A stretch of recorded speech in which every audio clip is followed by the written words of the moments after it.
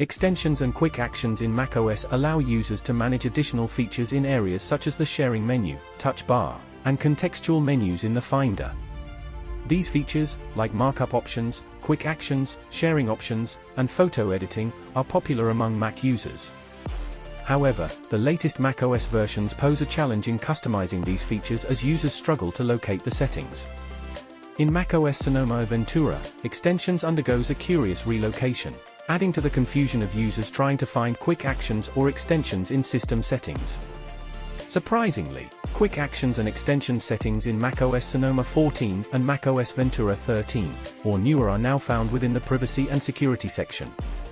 To customize quick actions and extensions in macOS system settings, go to the Apple menu and choose System Settings. Navigate to Privacy and Security in the left side menu. Click on Extensions.